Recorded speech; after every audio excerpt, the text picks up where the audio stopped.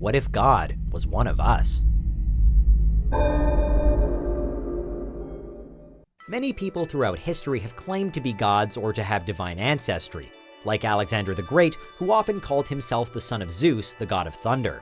However, none of these self-proclaimed divinities have been able to actually prove their heritage. So what if someone did? This is Unveiled, and today we're answering the extraordinary question, what if God was one of us?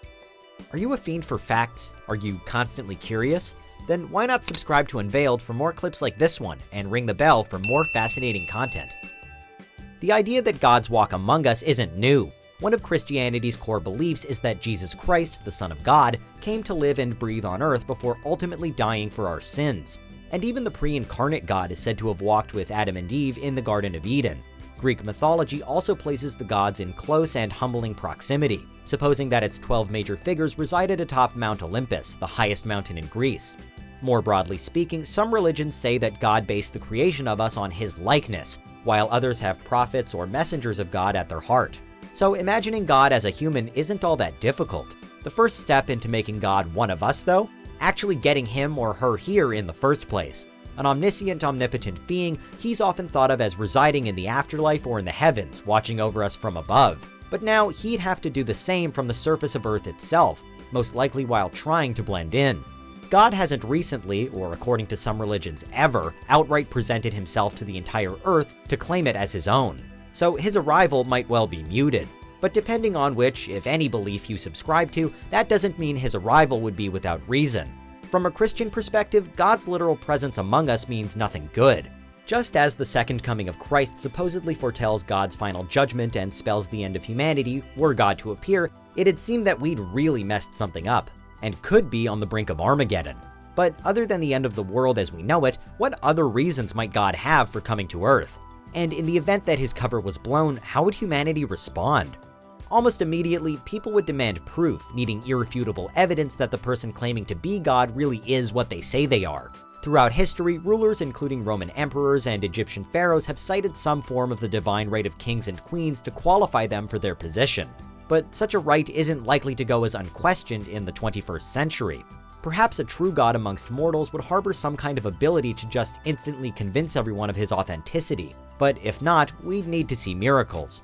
As arguably the easiest and most direct way of separating a superior being from an everyday human, God could prove his godliness in an instant by, say, predicting future events, speaking to everyone on Earth simultaneously, or performing otherwise inhuman feats such as levitating. On the other side, if God was one of us but wanted to remain anonymous, he'd need to successfully hide such powers for his entire time on Earth. As soon as anyone caught sight of a seemingly regular person behaving in a godlike way, a frenzy would take hold, with news of the sighting spreading on social media, reporters rushing to the site of the supposed miracle, and masses of people crowding to catch a glimpse of, or maybe even a selfie with, actual God. After the initial excitement, though, there'd likely be an even stronger recurrence of doubt, with people dubiously asking, how did they do that, rather than accepting that God had really revealed himself to them. And even if his divinity was accepted, some might believe him to be an impostor, the devil, or a demon in disguise, sent to Earth by the real God to test his followers' faith.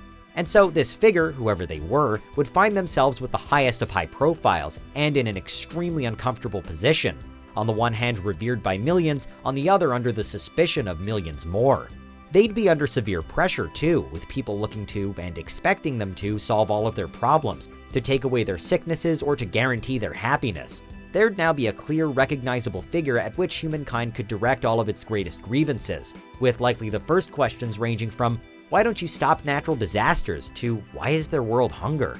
In a time where we may well have turned away from regular world leaders and politicians in favor of a confirmed higher being, if God were one of us, then he'd in many ways have to become the ultimate diplomat, bridging the gap between life and death, mortality and immortality, fact and faith. Say he decides to play no part in day-to-day human affairs, though. God could at once become the most worshipped but also the most loathed figure on Earth.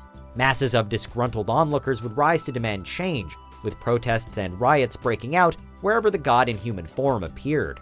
Next, there would emerge challengers and rivals to God's position. Global leaders, influencers, and empire builders could no longer falsely claim to be a descendant of God themselves, but if public opinion of God had become bitterly split, perhaps they wouldn't need to. We'd no longer see people claiming to be God, but instead claiming to be better than him. Regardless though, it's difficult to imagine anybody's influence superseding that of a confirmed God's. So wherever God lived, assuming that in being one of us, he'd also live in the same way we do, it had become the most populated city in the world, and a place of regular pilgrimage for the millions that couldn't actually call it home. It'd be all eyes on God's place for as long as he walked among us, with scientists, philosophers, artists, and prudent businessmen and women flocking to be near him. National borders and international ties could well be ditched, seeing as the entire planet would have a universal focus, with social groups created around your opinion of God personified rather than nationalities. Indeed, God in this particular form would never be able to rest. He'd look, sound, and seem like one of us, but the rest of the world would always know his power. Everyone's problems would fall at his door. Everything he touched would be kept as a relic. Every word he said would carry global consequences. A God in human form would know the secrets to life, the universe, and everything. And he'd spend his days deciding exactly how to safely impart those secrets onto regular human beings. Such a person could inspire hope, but also hysteria, relief and happiness, but also fear and frustration. But either way, we'd always know that all of life on Earth really was being watched over by someone not that unlike ourselves. And that's what would happen if God was one of us. What do you think? Is there anything we missed? Let us know in the comments, check out these other clips from Unveiled, and make sure you subscribe and ring the bell for our latest content.